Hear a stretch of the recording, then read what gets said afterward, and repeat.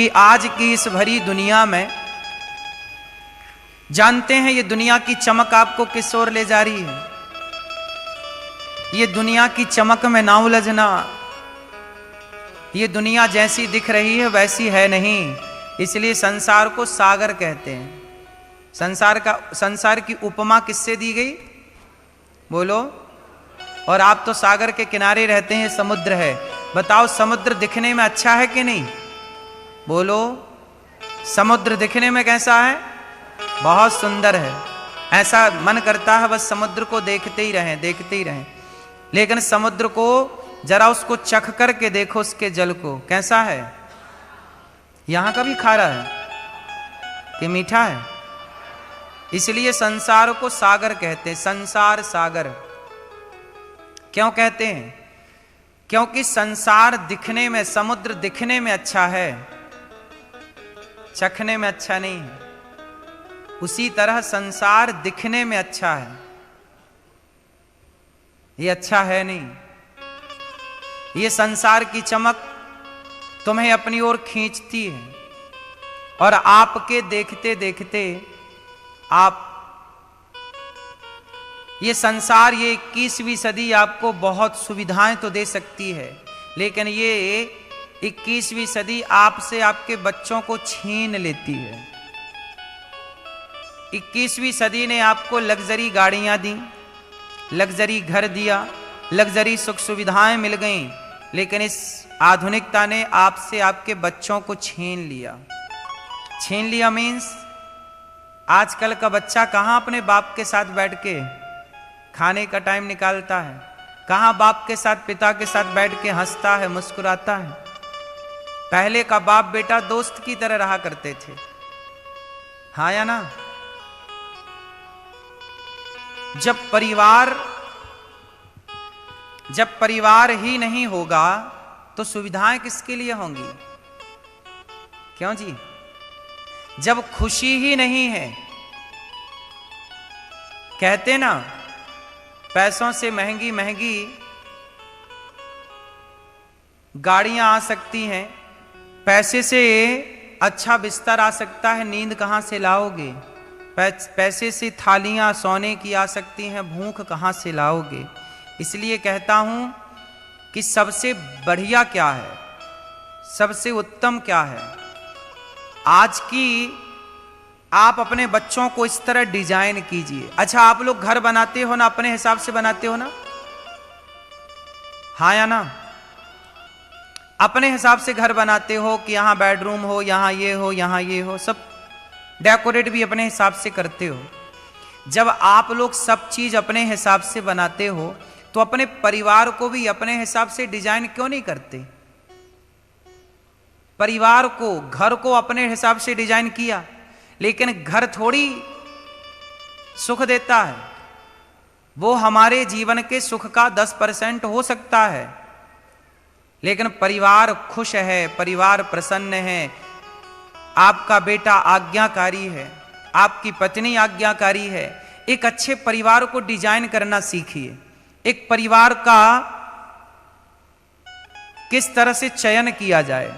देखो, कुम्हार के हाथ में माटी है, कुम्हार के हाथ में क्या है? वो माटी से चिलम बनाए चाहे घड़ा बनाए, उसकी मर्जी है। वो दोनों बनाने के लिए स्वतंत्र, चाहे तो घड़ा बनाए और चाहे तो चिलम। समझते हैं? क्यों भैया, समझती हो? लेती हो क्या? नहीं नहीं समझती हो, हमें लगा कभी कभी। नहीं, ठीक। एक कुम्हार के हाथ में माटी है, चाहे तो चिलम बनाए चाहे तो घड़ा बनाए। उसी तरह परिवार माटी की तरह होता है। उस परिवार को आप जिस वे पे ढाल देंगे, जिस रास्ते पर चला देंगे, वो उसी रास्ते पर चल पड़ेगा। बच्चे छोटे छोटे बच्चे कच्ची माटी हैं। इन बच्चों को बचपन से ही आप खुश रहना सिखाइए। क्या सिखाइए? और बड़ों का सम्मान करना सिखाइए।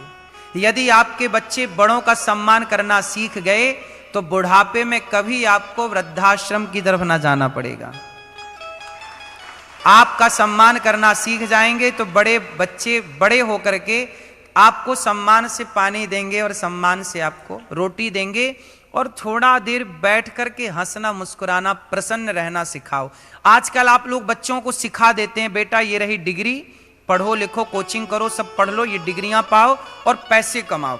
आपने पैसे कमाने की शिक्षा तो दे दी, लेकिन आपने प्रसन्न रहने की शिक्षा कब दी?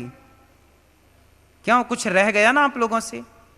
बच्चों को समझाने में, सिखाने में, परवरिश में कुछ कमी रह गई। हमने डिग्रियां खूब दे दी, पढ़ा लिखा उनके हिसाब से दिया, लो बेटा पढ़ो एंजॉय करो, जिंदगी को एंजॉय करना भी सिखाया, लेकिन हर हाल में क्या प्रसन्न रहना सिखाया? अब बताइए 12वीं का जब रिजल्ट आता है, हमारे यहाँ भारत की बात कर रहा हूं मैं, दुबई की नहीं, हमारे यहाँ जब 10वीं क्लास का रिजल्ट आता है तो सीजन पे बहुत सारे बच्चों के बारे में हम सुनते हैं अखबार में कि बच्चे के कम नंबर आने से उसने फांसी लगा ली, आत्महत्या कर ली। क्यों जी, सुना कि नहीं आप लोगों? कम नंबर आए तो बच्चे ने आत्महत्या कर ली, 12वीं पे कम नंबर आए आत्महत्या कर ली, नौकरी नहीं लग पाई, अच्छे नंबर नहीं ला पाए, 1 नंबर से रह गया आत्महत्या कर ली। ऐसा सुना कि नहीं आप लोगों ने? सुना? क्यों? सवाल है क्यों? गलती किसकी है? बच्चे ने आत्महत्या कर ली 10वीं में, 12वीं में या अन्य स्थानों पर, जिम्मेदार कौन है? जिम्मेदार है उसकी मां, जिम्मेदार है उसका पिता, कि आपने नंबर लाने के लिए तो बच्चों को मजबूर किया, लेकिन बच्चों को प्रसन्न रहने के लिए मजबूर कभी किया ही नहीं। आपने बच्चों के खोपड़ी पर चढ़ करके, छाती पर चढ़ कर कितने नंबर लाना है, ऐसे करना है, नंबर से कुछ ना होगा। किसे आप बताओ, झांसी की रानी के कितने नंबर थे? स्वामी विवेकानंद जी कितने नंबर लाए थे? यार जिंदगी इतनी भी उलझी नहीं है जितनी आप लोगों ने उलझा ली है। काश आपने अपने बच्चों को प्रसन्न रहना सिखाया होता, खुश रहना सिखाया होता, तो खुश रहने वाला थोड़ी कभी आत्महत्या करता है, खुश रहने वाला थोड़ी कभी फांसी लगाता है। खुश रहने वाला तो घास की झोपड़ी में भी प्रसन्न है, खुश है। अच्छा बताओ, खुशी किसे कहते हैं? हैप्पीनेस क्या है? प्रसन्नता क्या है? आप किसे प्रसन्नता मानते हैं? बहुत बड़ा आपका घर हो तो आप खुश, तो जिनके बड़े घर हैं पूछो उनसे कि वो बहुत खुश हैं। जिनके बच्चे हैं क्या वो खुश? तो क्या जिनके बहुत सारे बच्चे हैं पूछो उनसे वो खुश हैं? बहुत पैसा है जिनके पास वो खुश हैं? खुशी का पैसे से, घर से कोई लेना देना नहीं है।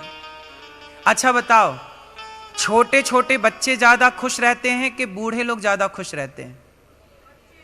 क्यों? बच्चों के पास तो पैसा भी नहीं है, बच्चे तो कुछ समझते भी नहीं है, लेकिन खुश है ना? बोलो हाँ। मतलब आपकी जिंदगी की जो यात्रा थी वो कहां से स्टार्ट हुई थी? सुख से कि दुख से? बचपन सुख से भरा है कि दुख से भरा है ना? खुशी से भरा है कि गम से? हाँ, आपकी यात्रा ईश्वर ने तो खुशी से की थी।